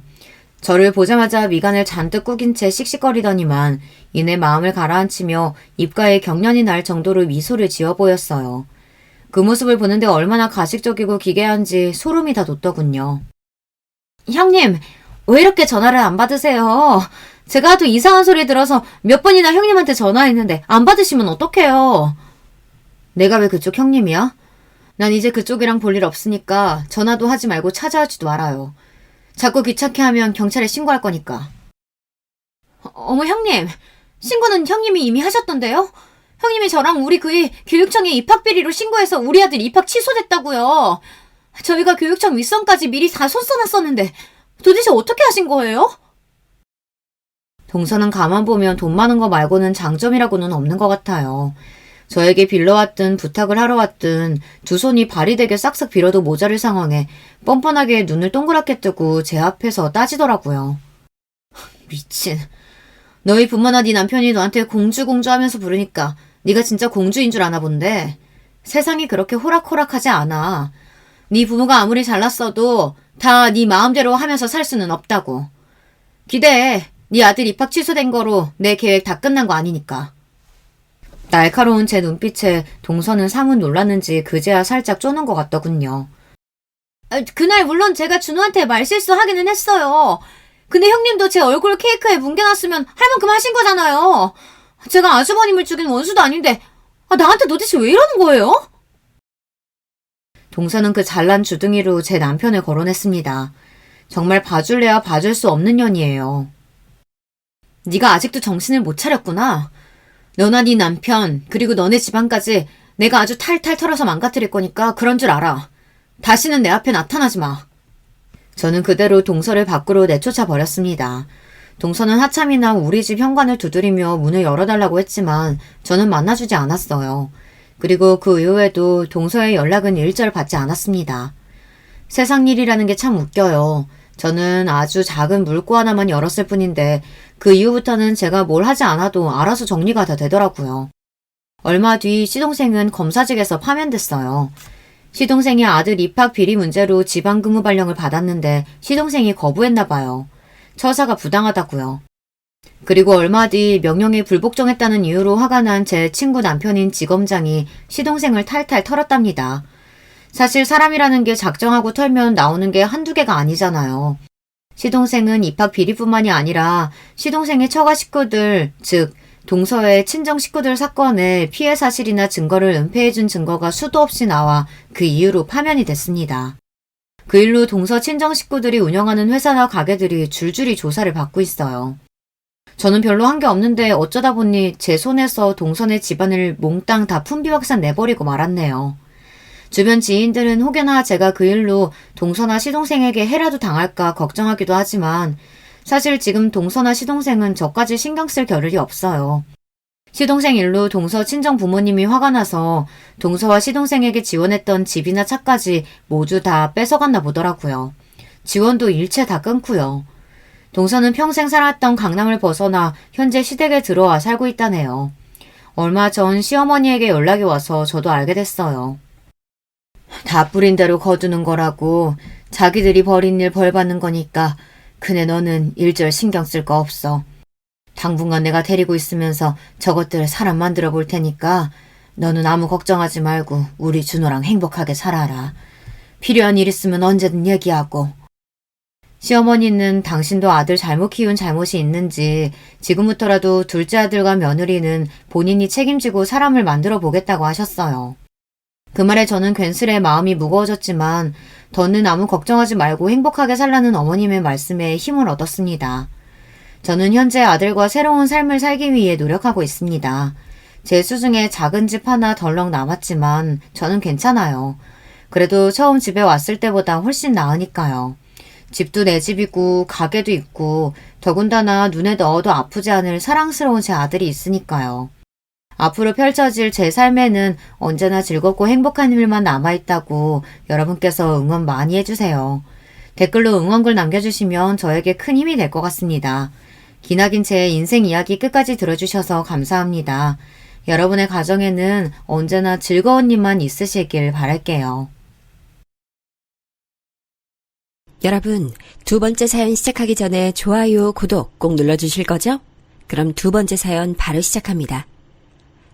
안녕하세요. 저는 사연에 빠지다 때문에 유튜브의 맛을 제대로 들인 할머니 구독자입니다. 젊은 사람들은 이해를 못하겠지만 정말로 쏜살같이 흘러온 세월이었어요. 눈을 감으면 젊었을 적 보았던 우리 집 뒷산 풍경이며 자갈이 환하게 비치는 개울가, 먼지 한 점 부유하지 않는 깨끗한 하늘, 이런 것들이 너무나도 선연합니다. 남편과 결혼하게 됐던 그 시기의 나날마저 저에겐 마치 엊그제 일처럼 느껴질 때도 있네요. 우연히 누가 연결시켜줘서 남편을 만나게 됐던 저는 상대가 돈 많은 집 자식인 걸 아예 모르고 있었어요. 그도 그럴 것이 남편 본인이 그러한 사실을 철저히 숨기고 있었거든요. 후일담을 들어보니 저에게 남편과 만나보라고 주선해준 사람도 남편의 집안이 잘 사는 걸 모르고 있었더라고요. 그럴 만한 나름의 이유가 남편에게 있었습니다. 우리 집이 원래 잘 사는 건 아니었거든. 한땐 정말 가난해서 풀 뜯어먹고 살았던 적도 있었을 정도야. 우리 아버지가 어쩌다가 투자해서 엄청난 성공을 거둬서 돈방석에 앉게 된 건 10년 정도밖에 안 됐는데, 그러고 나서 나는 자연스레 새로운 인간관계들을 만들어 나갔거든. 그런데 전부 하나같이 돈이 목적이었더라. 그 이후로 결심했던 거야. 이제 다시는 부유한 형편을 뽐내거나 내보이지 않겠다고 말이야. 그런 이야기가 있었구나. 얼마 전 오빠네 집이 부유하다는 걸 알게 됐을 때부터 왜 그간 숨기고 지낸 건지 이유가 너무 궁금했는데 대놓고 물어보기엔 좀 민망했는데 솔직하게 말해줘서 고마워. 난 오빠 재산에 일절 관심 없으니까 그 부분은 걱정 안 해도 된다고 미리 말하고 싶어. 아, 근데 왜 나한텐 부유한 걸 밝힌 거야? 더 오래 숨겨도 나는 눈치 못 챘을 텐데. 바로 이러니까 밝힌 거야. 송윤자, 나는 너처럼 탐욕 없고 소박하고 수수한 여자를 내 인생에서 다시 만나지 못할 거라고 확신해. 그렇게 너한테 사내답게 내 진실을 밝히고 다 내어 보이고 나서 결혼하자고 하고 싶었어. 뭐라고? 오빠 지금 결혼이라고 했어? 아, 그 멋진 마음에 내가 초를 치는 것 같아서 미안한데 난 오빠하고 결혼 못해. 얼마 전에 오빠 집안이 잘 산다는 걸 밝혔을 때부터 난 오빠하고 결혼까진 못하겠다고 속으로 그렇게 생각했어. 날 오빠네 가족들이 받아줄 것 같아? 특히 오빠 평소에 모친 사랑을 독차지한 아들이라고 스스로 뽐냈잖아. 그 모친이 나를 당신의 금쪽 같은 아들의 배우자로 받아들여 주실까? 난 힘들다고 봐. 하지만 남편은 뜻을 꺾으리라는 제 예상을 뒤집고 며칠이 지나자 다시 저에게 결혼 이야기를 꺼냈습니다. 물러설 생각이 없다는 것이었죠. 저는 그 강단에 마음이 흔들렸어요. 결국 남편이 정식으로 청혼을 했을 때 승낙하고 말았습니다. 앞으로 어떤 역경이 온다고 해도 제가 선택한 길에서 꿋꿋하게 버티리라는 다짐을 스스로 했고요. 그러나 시어머니께서는 만만치 않은 분이셨어요. 예상은 했지만 그 수준을 웃도는 분이셨거든요. 나 원참 어디서 개풀 뜯어먹는 별 희한한 소리가 들려오네. 우리 집 하나뿐인 아들하고 네가 뭘 어쩐다고? 결혼? 주제 파악을 못해도 앵간히 못해야지. 말이나 된다고 생각하는 거야? 외람된 말씀이지만 아예 말이 안 되는 건 아니라고 생각해요. 남녀가 결혼하는 데 있어서 가장 중요한 건 진정한 마음의 교류라고 저는 생각하고요. 그래서 오빠가 결혼하자고 청하는 것을 용기 내어 받아들였어요. 이게 뭐라는 거야? 진정한 마음의 교류 같은 헛소리를 하고 자빠졌네.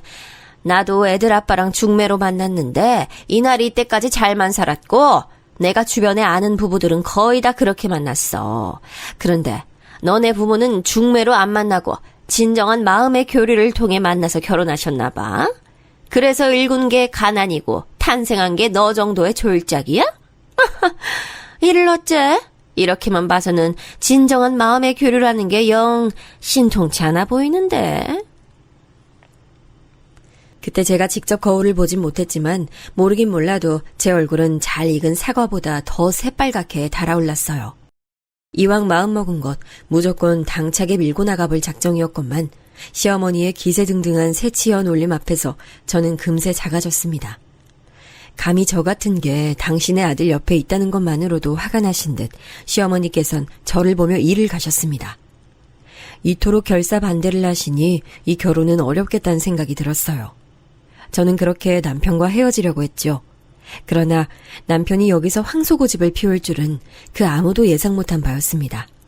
설마 남편이 자기 모친 앞에서 바닥에 엎어져서 무슨 5살 먹은 어린애가 떼를 쓰듯 울고불고 할 줄은 몰랐어요. 아, 엄마, 나 진짜 이 결혼하고 싶단 말이야.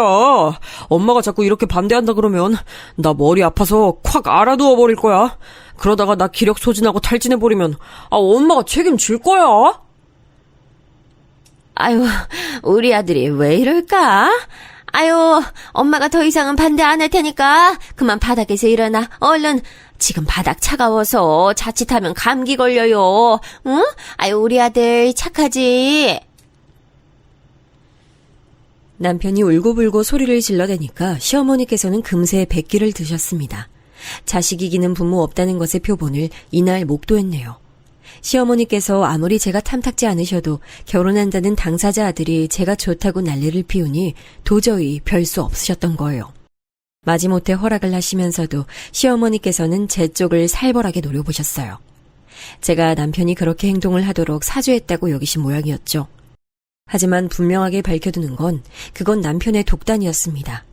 저는 그 누구보다도 남편의 유아퇴행적인 만행에 놀란 사람이었으니까요. 철부지 같은 모습에 저는 깜짝 놀라버렸고 그걸 또 받아주시는 시어머니의 모습에 더더욱 놀랐죠.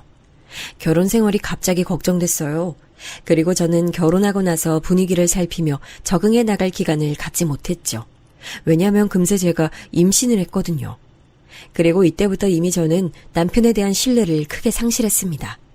분명 결혼 전에는 저에게 낭만을 바치던 남자였는데 결혼하고 제가 임신하자마자 마치 다른 사람이 된 것처럼 돌변했고 저는 속수무책으로 낙동강 오리알 신세처럼 되어버렸어요. 남편은 내내 밖으로 나가 돌면서 집안일에는 일절 관심 없는 남자였습니다. 결혼하고 나서 저만의 가정이 생기는 것이니 화목한 일상을 누릴 줄 알았건만 실상은 더욱 외로워졌어요. 제가 임신한 생명이 아들이 아니고 딸이란 것이 밝혀졌을 때부턴 더 그렇게 됐고요.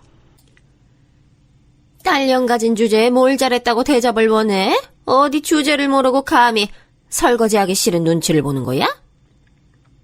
그게 아니라요, 어머님. 제가 오늘은 유독 허리가 너무 아파서 그랬어요. 조금만 더 앉아있다가 바로 설거지 할게요. 뽀드득뽀드득하게 제대로 닦아놔. 쥐뿔 가진 거 하나 없이 우리 집안에 들어와서 쓸모없게 첫째를 딸로 임신까지 했으면 알아서 눈치 보고 기어야지. 딸을 임신했을 뿐인데 저는 그것으로 죄인이 됐어요. 임신했다고 해서 그 어떤 배려도 받아본 적이 없었습니다.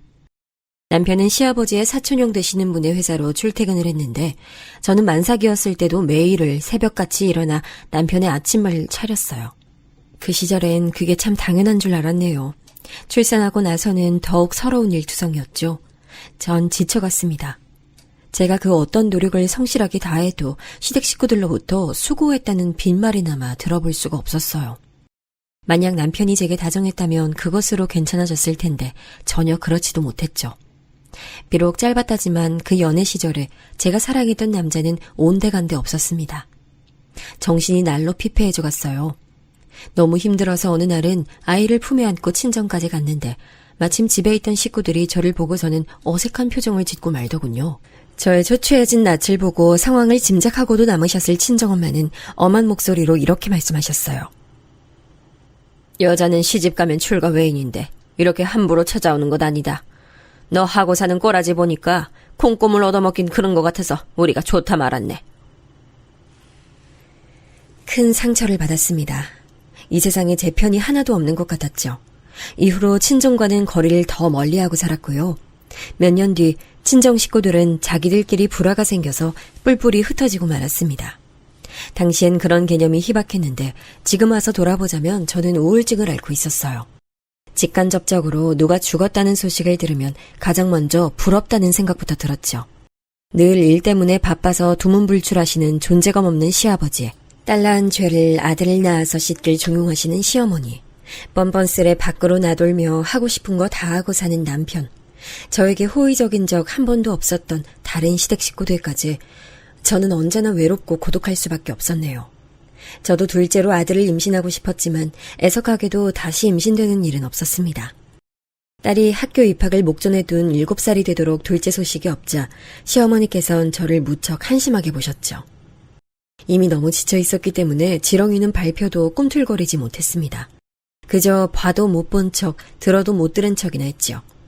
그러던 때 한 줄기 빛이 내리쬐었으니 그것은 바로 의사소통이 또래보다 월등했던 딸이 자기 할머니를 향해 입을 열기 시작했어요. 할머니는 혼자 밥 못 먹어요? 왜 우리 엄마한테 밥 차려달라고 자꾸 그래요? 이 할미한테 궁금한 게 많나 보구나. 재산 한 푼 안 들고 온 데다가 애 낳는 것까지 똑바로 못하는 며느린데 시엠이 밥상이라도 잘 차려 해서 그렇단다. 그냥 할머니 안 오면 안 돼요? 할머니 오면 우리 엄마 고생한단 말이에요. 그리고 우리 엄마랑 저랑 할머니 댁 가는 것도 안 할래요. 할머니는 우리 안 좋아해. 우리 괴롭히려고 부르는 거야. 순수한 동심의 눈으로 바라본 시어머니의 모습은 그런 거였나 봐요. 어느 날 저희 딸이 내던진 말에 저도 놀랐고 시어머니께서 경악을 했죠. 저는 딸이 갑자기 왜 이러나 싶어 어쩔 줄 몰랐지만 내심 속으론 시원하다는 감상을 뱉었네요. 제가 끙끙 앓으며 보내온 지난 세월을 똑 부러지는 딸을 통해 보상받는 것 같다는 생각마저 들었고요.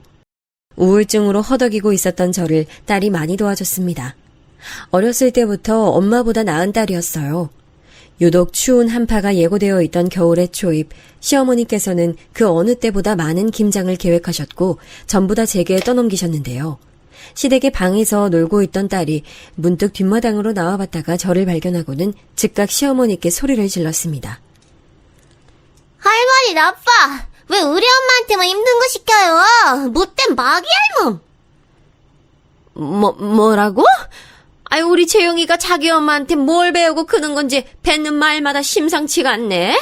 재영아, 이렇게 김치를 만들어놔야 내년에 두고두고 먹는 거야. 알지도 못하면서 이 할미한테 소리 지르면 못 써. 그리고 걔집엔 그 목소리 크게 내는 거 아니야. 우리 집은 김치 안 좋아하는데요? 아빠도 김치 많이 안 먹고 엄마도 김치 조금 먹고 나는 매운 거 싫어서 김치 안 먹어요. 할머니 먹을 김치 할머니가 해요. 그리고 할머니도 나처럼 계집이면서 왜 맨날 목소리 크게 내요? 내가 왜 계집이야? 너는 내가 어린데도 이미 되바라졌구나. 어떻게 교육을 받은 거야? 그럼 할머니 계집 아니고 사내예요? 그럼 할머니 아니고 할아버지예요? 아닌데? 할머니 계집 맞는데? 저 할머니한테 배웠잖아요. 싫어하는 사람한테 함부로 말하고 행동하는 거 할머니가 보여줘서 배운 거잖아요. 시어머니께서 말문이 막혀서 씩씩거리시는데 저는 맹랑하게 군 딸을 바라보며 그 순간 눈물이 날 것 같았습니다.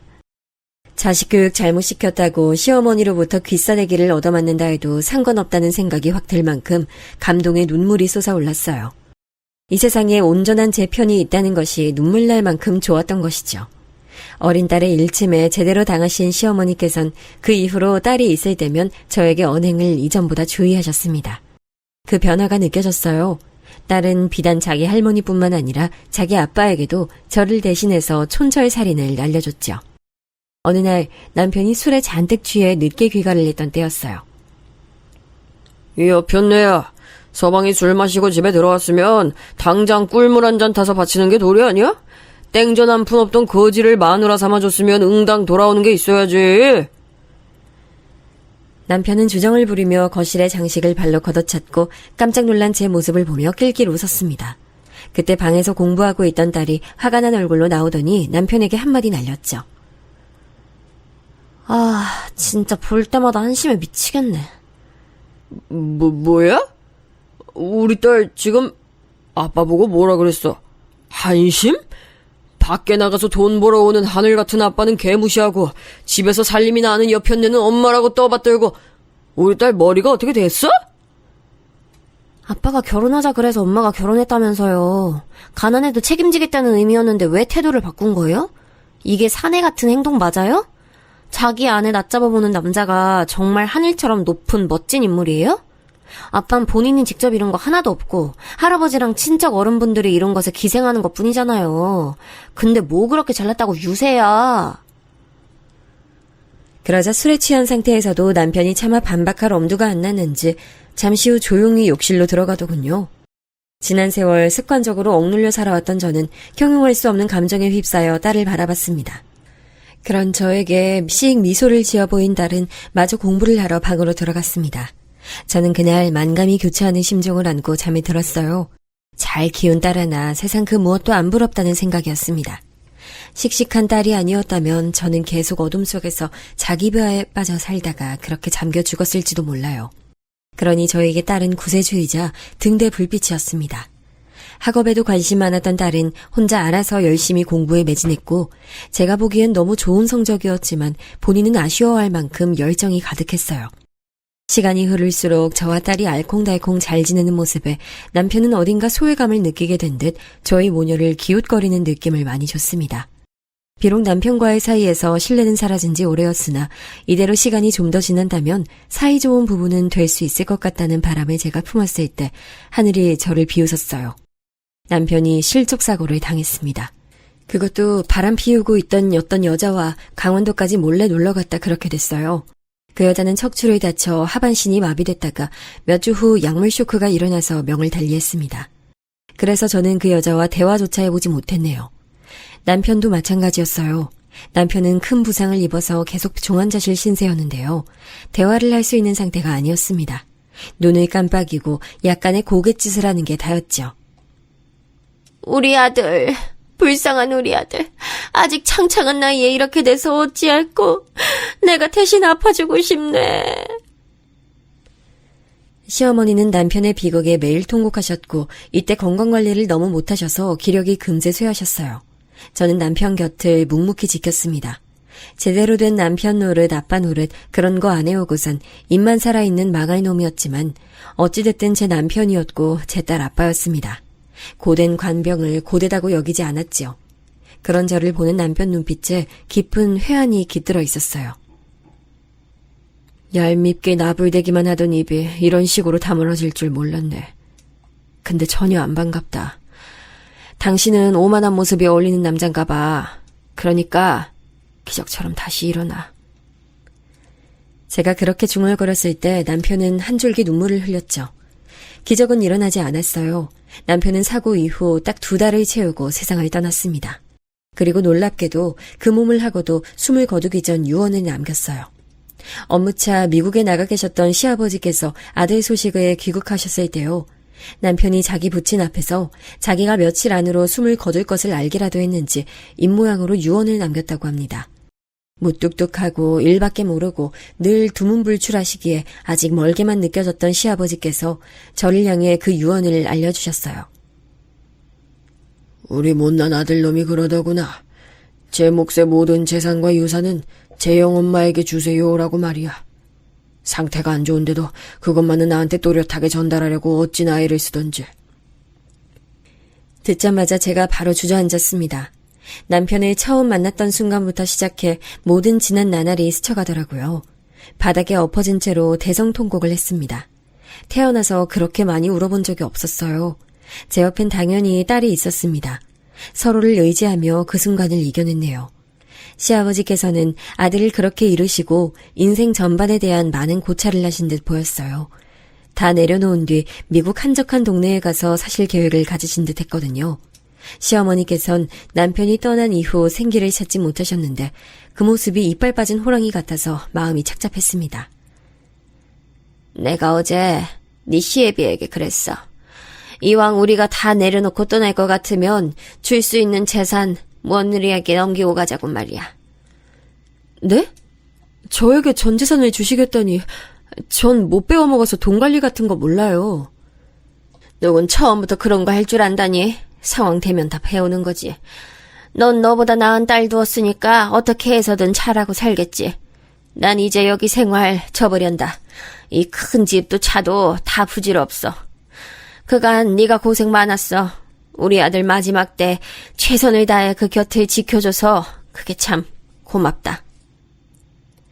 시어머니께서 허공을 응시하며 하시는 말씀을 저는 그저 경청하고 있었습니다. 남편이 떠난 이후 너무 많은 게 바뀌고 있었어요. 몇 달이 지났을 때 저는 시부모님께서 넘겨주신 것들로 재산가가 되어 있었습니다. 여러 상의를 거친 끝에 저는 부동산을 매입하는 형태로 그 가치의 재산을 소유하게 됐고요. 시부모님께서는 영영 미국으로 떠나버리셨어요. 남겨진 저는 이 모든 과정을 거치고 나자 그제야 진통을 앓기 시작했죠. 긴장이 다 풀린 모양이었는지 며칠이나 끙끙 앓았어요. 털고 일어날 수 있었던 건 딸이 제 곁에 있었기 때문일 테지요. 저는 딸 하나만 있으면 세상 그 무엇도 그 어떤 변화도 두렵지 않다는 것을 알았습니다. 딸의 손을 꼭 잡고 걸어가는 미래를 기대하기로 했어요. 좋은 대학을 나온 딸은 직장을 잡더니 연애도 시작했고요. 저와 둘이서 여기저기 여행도 많이 다녔습니다. 저는 딸만 있으면 다 필요 없다는 심정으로 유유자적한 일상을 보냈는데 어느 날 딸이 결혼을 선언했어요. 상의가 아니라 선언이었죠. 그래서 내심 섭섭했지만 워낙 똑똑한 딸이니 알아서 사윗감을 잘 골랐을 거라 믿었어요. 그렇게 예비사위의 인사를 받게 됐는데 제가 너무 놀랐네요. 예비사위는 보육원 출신의 천의 고아인 사람이었습니다. 제가 가진 것도 아직 이룬 것도 없는 부족한 사람인 거 너무 잘 알고 있습니다. 하지만 재영이를 너무나도 사랑하고 있어요. 단 한 가지 맹세할 수 있다는 게 있다면 재영이를 향한 제 마음은 영원히 불변이라는 점입니다. 배경은 너무나도 부족했지만 눈빛만은 올곧더라고요. 제 딸 이야기를 할 때 특히나 그 눈빛이 빛났지요. 생각해보니 제 남편은 저와 연애를 하던 시절에도 온갖 가모니설은 잘 늘어왔지만 눈빛은 빛나지 않았었는데 딸이 골라온 남자는 무언가 다른 듯 했습니다. 솔직히 마음에 차진 않았지만 딸이 완강해 보여서 그 고집을 못 꺾겠다 싶어서 허락해줬어요. 그리고 나서 재밌는 광경을 보게 됐지요. 제 사위가 제 딸이 재산가의 자식임을 모르고 있었던 겁니다. 네? 사거리에 있는 그 대형 빌딩 건물주가 장모님이시라고요? 재영이 여태 그런 말 한 적이 없는데요? 게다가 집도 2채 더 가지고 계신다니, 아니 어떻게 이럴 수가. 우리 딸 입이 여간 무거운 게 아니거든. 윤서방 자네 앞으로 이 점을 염두에 두고 살아야 할 거야. 장모님 얼굴이 무척 즐거워 보이시네요. 제가 이런 엄청난 사실을 모르고 있었다는 게 재밌으신가 봐요. 전 심장이 터질 것 같은데. 제가 물질욕이 없어서 재산에 관심은 못 두겠고 재영이와 그저 화목하게 잘 살아 보이겠습니다. 사위의 모습에서 그 옛날 제 모습이 겹쳐 보였어요. 재산에 하등 욕심 없었던 저였고 그러나 세월이 흘러 그 재산의 주인이 된 건 저였네요. 인생이란 어떻게 흘러갈지 모르는 물살 같다는 생각이 들었어요. 그리고 그 생각은 슬프게도 맞아떨어졌죠. 결혼해서 딱 1년 만에 임신한 딸은 세상 그 누구보다도 행복해 보였습니다. 사위는 비록 긴 기간을 봐온 건 아니지만 늘 한결같았죠. 긍정적이고 내면이 단단한 인물이었습니다. 제 딸은 건강하고 어여쁜 딸을 낳았습니다. 저는 이제 손녀가 생긴 것이었죠. 부모가 된 두 사람이 이뤄갈 가정의 모습을 지켜보는 게 제 남은 삶의 낙일 거라고 믿었건만 오래가지 못했습니다. 손녀의 돌잔치가 한 달 앞으로 다가왔을 때 딸은 운동으로 몸 관리를 하겠다면서 공원으로 산책을 나갔죠. 그랬다가 난데없는 변을 당했습니다. 음주운전 차량이 가혹하게도 제 딸을 치고 지나갔어요. 공중에 붕 떠서 날아간 딸은 바닥에 머리부터 떨어지고 말았고 병원에서 제가 마주했을 땐 알아보지 못할 만큼 온몸이 부어올라 있었습니다. 저는 그 모습을 보자마자 혼절해버렸고요. 음주운전을 일으킨 건 고작 21 먹은 청년이었습니다. 훔친 차량의 무면허, 무보험 상태였죠. 그런 쓰레기 때문에 우리 재영이가, 내가 그때 재영이를 나가지 못하게 막았어야 했는데. 쓰러졌던 제가 깨어난 것도 모르고 병실 구석에서 사위가 벽에 머리를 박으며 절규하고 있었습니다. 저는 이 모든 상황이 꿈이 아님을 알고 눈물을 흘리며 흐느꼈죠. 아니야. 밖에 나가서 걷고 운동하는 게 보약이라고 누누이 딸한테 일러왔던 내 잘못이야. 내 딸 불쌍해서 어떡하니. 저는 딸이 없다면 더 이상 살아갈 의미가 없었어요.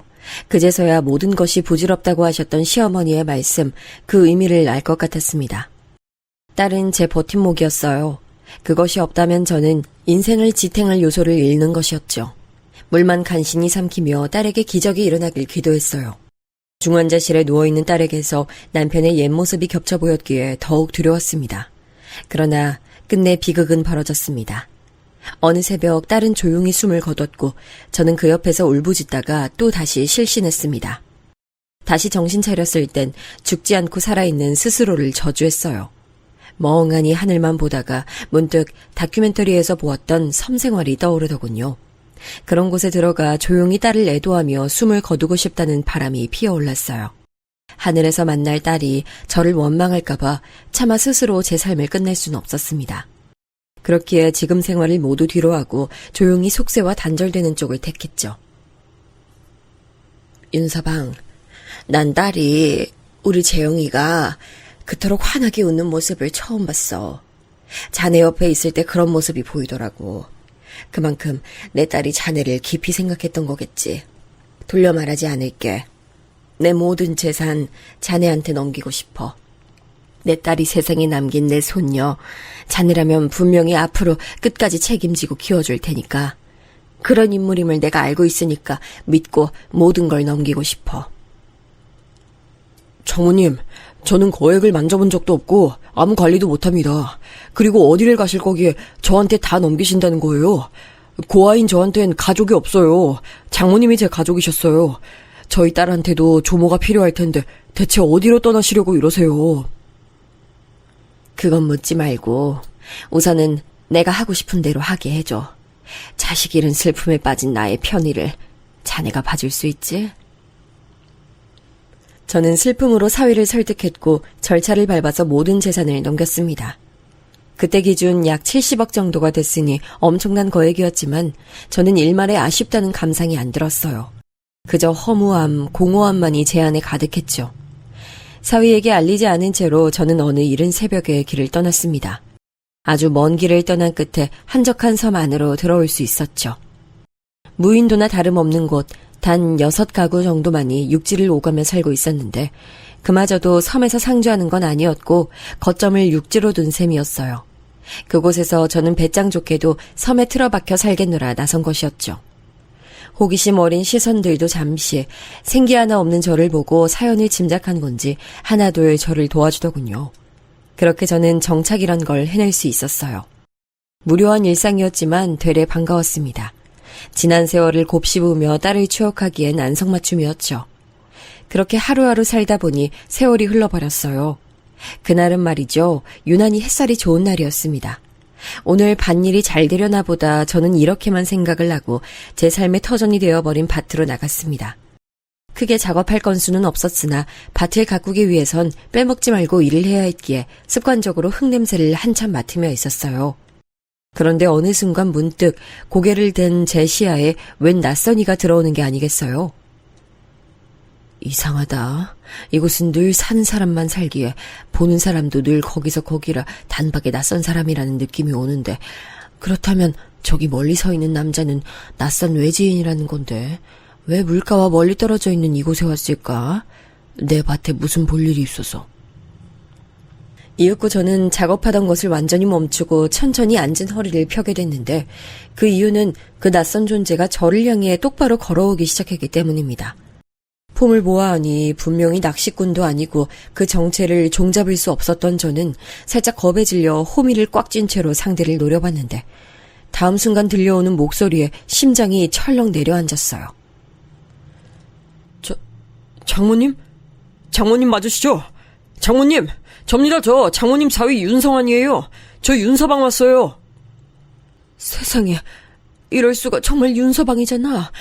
아니 이곳까지 웬일로. 아니 아니, 그보다 대체 어떻게... 저도 모르게 중얼거렸습니다. 저를 반가운 목소리로 동시에 울컥한 감정을 담아 부른 그 낯선 존재의 정체는 바로 제 사위였습니다. 벼락 같은 충격에 제가 잠시 몸서리를 쳤죠. 이곳 외딴 섬에 들어와 사느라 세월의 흐름을 꽤 놓치고 살았으나 20여 년이 흘렀다는 것을 셈하지 못할 정도는 아니었습니다. 제 소중한 딸아이가 세상을 떠난 지 어느덧 그만한 세월이 지났으니 사위도 기억 속의 그 모습과는 달라져 있었어요. 그러나 목소리만은 정말 기억에 남아있는 음성과 똑같았습니다. 저는 이내 호미를 손에서 놓치고 말았어요. 사위에게서 옛 흔적을 찾아내자마자 세상을 떠난 제 딸이 자연스레 겹쳐 보였어요. 지금까지 흐른 세월보다 더 많은 세월이 흐른다고 해도 딸을 잃은 공허함은 결코 퇴색될 수 없었습니다. 장모님, 그건 어떻게 지내신 거예요? 계속 이런 곳에서 지내신 거예요? 제가 얼마나 장모님 걱정으로 어디 계신지 수소문하며 찾아다녔는지 아신다면 아마 깜짝 놀라실 겁니다. 왜 굳이 혼자 조용히 살겠다고 숨어든 사람을 그리도 용을 써서 찾으려고 들었어. 그래, 오래 걸렸다고는 하나 종국엔 이렇게 찾아냈구나. 잘했네. 이 노인네가 아직 숨구멍 열고 닫으면서 구차한 목숨 아직까지 유지하고 있는 거 확인했으니 이만 가보시게나. 저는 사위를 똑바로 쳐다보지도 않은 채로 말을 잇고 어설픈 인사로 말을 맺자마자 황급히 걸음을 옮겼습니다. 사위가 저를 따라오는지 아는지 뒤를 돌아 확인하고 싶었지만 그럴 배짱을 부릴 수가 없더군요. 어느새 가까워진 집이 눈에 보이자 저는 그제야 잠시나마 억지로 틀어막고 있던 울음을 내보냈습니다. 그동안 딸의 죽음에 무뎌졌다고, 그리하여 딸에게 더욱 미안하다고 그런 죄책감을 안고 살아왔건만 아니었나 봐요. 저는 결탄코 조금도 무뎌진 적이 없었던 것인지 아주 오랜만에 잠깐 사위를 마주한 것뿐이었는데도 제 영혼이 갈기갈기 찢기는 감각을 맛봤습니다. 쓰러지지 않기 위해 안간힘을 쓰며 비틀거리며 걸었네요. 사위와 팔짱을 끼고 행복하게 웃음을 짓던 결혼식장의 아름다운 신부였던 딸의 모습이 삽시간에 제 눈앞을 가리웠죠. 저는 눈물을 훔치며 집 마당 안으로 들어섰고 이내 좁은 마루에 앉아있던 사람이 저를 보자 일어나는 것을 흠칫 놀랐습니다. 누군가 제 집에 있었던 건데 역시나 이곳에서 본 적 없던 외지인이었어요. 젊디 젊은 아가씨가 멋쩍은 기색으로 저를 쳐다봤습니다. 저는 그 아가씨의 얼굴을 빤히 확인하면서 소스라쳤습니다. 이건 말도 안 돼. 재영이, 너 재영이니? 내 딸 재영이니? 재영아! 아유, 우리 재영아, 엄마 보러 왔구나. 내 딸 살아있었구나. 어디서 갑자기 그런 힘이 솟아난 건지 저는 쓰러지기 일보 직전이었던 상태였던 게 무색하게도 제 딸의 얼굴을 향해 한달음에 다가갔습니다. 빠르게 다가가서 그대로 팔을 뻗어 얼굴부터 만져봤어요. 도저히 믿을 수가 없었죠. 제가 반쯤 정신이 나간 채로 중얼거렸어요. 어쩌면 이렇게 내 기억 속의 어여쁜 모습과 똑같니? 재영아, 내 소중한 딸. 할머니, 전 할머니 딸이 아니라요. 손녀예요. 너 분명히 내 딸인데 이 얼굴 내 딸 재영이 맞는데. 할머니 딸 김재영은 제 돌아가신 엄마고요. 저는 제 기억 속엔 존재하지 않지만 사진 속에선 저와 똑 닮은 모습하고 있는 엄마 딸 윤샛별이에요. 할머니가 제가 아기 때 저를 여러 차례 보신 적 있는 걸로 알아요. 조금씩 제 정신이 차분해지고 있었고 저는 제 딸과 똑 닮은 얼굴로 어루어 만지던 손을 천천히 내려놓았어요. 윤샛별, 그 독특하고도 어여쁜 이름은 세상을 떠난 제 딸이 직접 지어준 이름이었다는 사실이 불현듯 머릿속에 떠올랐습니다. 제 딸이 살아 돌아온 줄로 착각할 만큼 진하게 외탁을 난 외모였지만 차분히 들여다보니 다른 점들이 눈에 띄더군요. 저도 모르게 기운이 빠져 휘청거리고 말았는데 그런 저를 얼른 손녀가 잡아줬습니다. 바로 그때 뒤편에서 저를 향한 목소리가 들렸죠. 정무님, 제가 다급하게 따라붙으면 혹시 놀라서 넘어지시기라도 하실까봐 천천히 따라왔습니다. 저희 딸하고 이미 인사 나누셨어요. 저희 샛별이 아주 예쁘죠? 장모님께서 아기였던 시절에만 보신 장모님 손녀예요. 크고 나니까 자기 엄마를 쏙 빼닮았어요. 공부도 잘해서 올해 서울대 들어가서 재학 중이고요. 서울대? 그렇구나. 그 갓난 아기가 벌써 다 자라서 대학교 다닐 때가 됐구나. 아유, 서울대라니. 분명 네 엄마 살아있었다면 자랑스러워서 온갖 호들갑을 다 떨었을 텐데. 네 엄마는 자기한테 공부머리 없는 걸 늘 아쉬워했을 정도로 학업에 관심 많았거든. 그게 바로 당차고 호기로웠던 내 딸이었어. 저는 다시 흐르기 시작하는 눈물을 벗삼아 손녀에게 말했습니다. 제 말에 금세 눈시울을 붉히는 모습마저 정말이지 제 딸과 놀라울 만큼 닮아 있었습니다. 딸이 낳은 귀한 생명이 이렇게 무럭무럭 자라있다는 게 격세지감을 느꼈네요. 손녀의 부축을 받으며 마루에 걸터 앉았습니다. 사위가 걱정스러운 얼굴로 다가왔는데 그러자마자 손녀가 자기 아빠의 손을 한번 꼭 붙들더라고요. 그것만으로도 부녀 사이가 돈독하다는 걸 알 수 있었어요. 사위를 바라보는 손녀의 눈빛에서 강한 신뢰가 느껴졌죠. 제 딸도 생전에 사위를 참 많이 믿었습니다. 사위가 미천 하나 없는 인물일지라도 제 딸은 아랑곳 않고 신뢰를 보냈어요.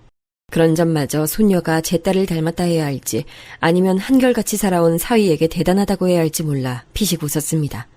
그러자 손녀가 빙그레 웃었습니다. 제가 자라는 동안 할머니 존재를 얼마나 궁금했는지 몰라요. 전 재산 모두를 다 아빠와 저에게 넘기시고 홀연히 사라지신 분을 저는 꼭 만나고 싶었어요. 할머니 뵙게 됐을 때 저 스스로 부끄럽지 않도록 그간 사고 안 치고 공부만 열심히 하면서 컸고요. 전 할머니 너무 보고 싶었고 지금 이렇게 배워서 너무 기쁜데 할머니는 별로 안 좋으세요? 손녀가 제 눈치를 살피며 그렇게 말하는데 그 앞에서 제가 어찌 거짓을 말할 수 있겠나요? 제 딸이 이 세상에 남기고 간 분신을 바라보며 눈물로 이렇게 말했죠. 아니, 그럴 리가. 허망하게 세상 떠나버린 내 딸이 이 세상에 남긴 보물인데, 단 하나뿐인 내 손녀인데 이렇게 보게 돼서 좋지 않을 리가 있겠어? 이리 와봐. 할미가 한번 안아보자. 할머니, 그렇게 말씀해 주셔서 감사해요. 저 진짜 자라면서 내내 할머니가 궁금해서 꼭 찾고 싶었고 아빠하고 둘이 맨날 할머니께서 아직 안 돌아가시고 살아계실 거라고 믿으면서 기도했어요.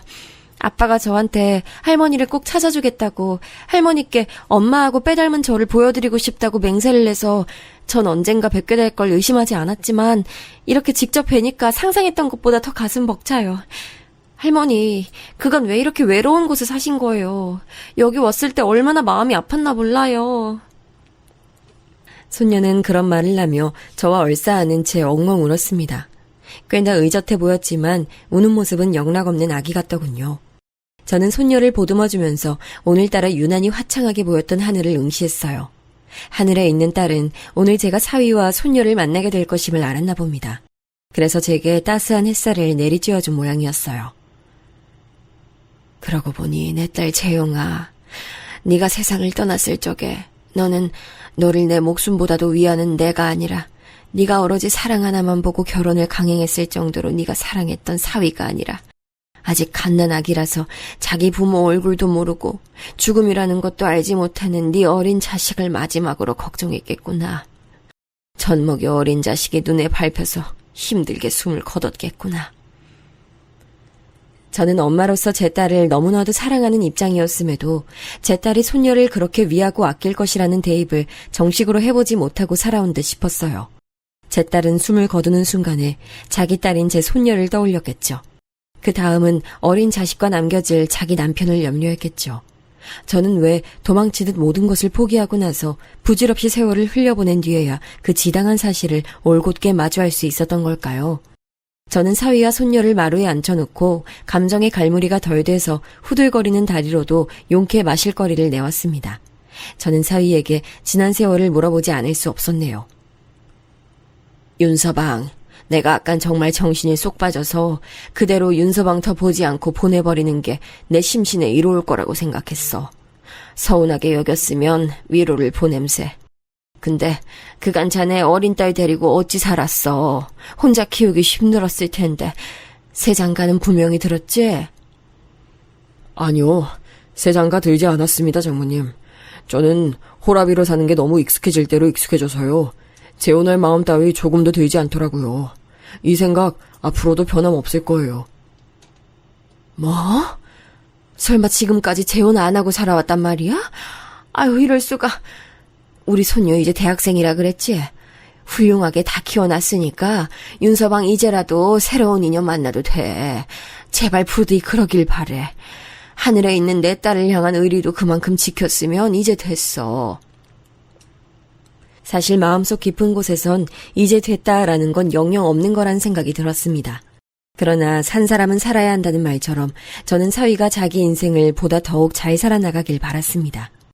제 딸을 떠올리게 만드는 사위의 존재가 밭에서 마주쳤을 땐 충격으로 다가왔건만 어느새 애틋함이 느껴졌어요.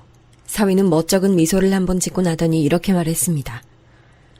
장모님, 다음 생이 있는진 모르겠지만 이번 생에서의 제 사랑은 이미 끝났기에 진작 마무리를 지어놓은 상태예요. 저는 재영이에게 제 모든 걸 쏟았고 그 점에 있어선 후회가 없습니다. 이 완벽한 사랑의 자리에 그 누구도 드릴 수 없습니다. 재영인 제 인생의 마지막 사랑이에요.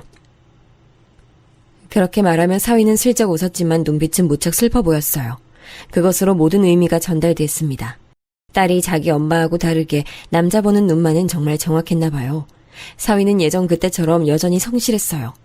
제게 받은 재산으로 놀고 먹을 수 있었을 텐데도 꾸준히 직장 생활을 해왔으며 돈 관리를 철저하게 해서 낭비 따위도 없이 살아왔더군요. 돈 걱정 없이 부녀가 유복하게 살고 있다는 사실을 확인받은 저는 안심돼서 고개를 끄덕이고 있는데 손녀가 간절하게 물었어요. 할머니, 이런 외딴 곳에 계셔서 너무 찾기 힘들었고 정말 이곳에서 낚시를 몇 번 즐기셨다던 어떤 분의 말 속에서 할머니 단서를 잡지 못했다면 아빠하고 저는 아직 헤매고 있었을 거예요. 그런 만큼 너무나도 외딴 곳이라는 생각이 들고 지금까지 잘 지내오셨을지 몰라도 앞으로를 염려하신다면 이곳을 벗어나시는 게 좋을 것 같아요. 할머니, 저희와 함께 가주시면 안 될까요? 난 속세에서 벗어난 이곳 생활이 너무 익숙해질 대로 익숙해져서 지루한 것도 위험한 것도 아무것도 모르고 그냥 살고 있어. 이런 게 마냥 나쁘지만은 않구나. 나는 내 딸이 떠난 이후로 내 사위와 내 손녀가 무사히 잘 살아왔다는 걸 알게 됐으니 그것에 기뻐하면서 앞으로도 여기서 조용히 살아볼까 싶구나. 그러자 사위가 애절한 표정으로 읍소하더군요. 거의 제 앞에서 무릎을 꿇을 기세라 얼른 말렸어요. 장모님 연세 이제 더 이상은 위험해서 안 됩니다. 살아계신 것만으로도 만족하고 싶지만 막상 뵙고 나니까 욕심나네요. 제발 앞으로 모시며 살게 해주세요. 그렇지 않으면 하늘에서 재영이도 많이 걱정할 거예요. 사위가 치사하게도 제 딸을 들먹이더군요. 옳게 꺼내든 카드였죠. 제가 그 대목을 듣자마자 어쩔 수 없이 가슴이 일렁거렸으니까요. 제 딸이 과연 하늘에서 어떤 저의 결정을 기다리고 있을지 한참 멍하게 하늘을 올려다보던 저는 고심을 마치고 사위와 손녀를 보며 천천히 고개를 끄덕였습니다. 어쩐지 오늘은 날씨가 유달리 화창하더니 이곳을 떠나려고 마지막으로 그랬나 보네. 제 말을 듣자마자 두 사람이 동시에 환하게 웃었는데 마치 그 사이에 제 딸이 섞여서 웃는 것 같다는 착각이 들더군요. 저도 따라 웃고 말았습니다. 사실 저는 그곳을 떠나고 싶은 마음이 없었지만 그렇게 되면 저를 계속 염려하면서 살아갈 사위와 손녀에게 미안해서 그리할 수가 없었어요. 그러면서 저는 또 하늘에 있는 딸에게 미안할 거리가 늘어나는 셈이 되는 거였고요. 이렇게 되는 게 운명이라 생각하며 근 20여 년 만에 그 섬 생활을 청산했습니다. 도시로 바로 나와 사는 게 영 어색해서 경기도 끝자락의 한적한 시골 동네에서 생활했어요. 사위와 손녀가 발품 팔아서 알아봐준 좋은 빌라인데 살기 무척 좋습니다. 동네 제때의 주민들이 여럿이라 적응하는 것에도 두려움이 없죠. 활동도 늘리고 책도 읽고 컴퓨터 하는 법도 배우고 그러면서 살다 보니 금세 일상이 활기차졌어요. 사람이란 환경에 따라 달라지는 동물이라고 그러던데 맞는가 봐요. 이런 제 변화를 하늘에 있는 딸이 반겨줄 거라 믿으며 사는 중이에요. 혹시 하늘에서 자기 아빠하고 매일 싸우고 있는 건 아니겠죠? 그렇다면 제가 나중에 하늘에 올라가자마자 싸움을 중재시켜야겠습니다. 제가 누구 편을 들지는 비밀이에요. 제 이야기 들어주신 분들 고맙습니다. 기적 같은 일상을 살길 바랄게요.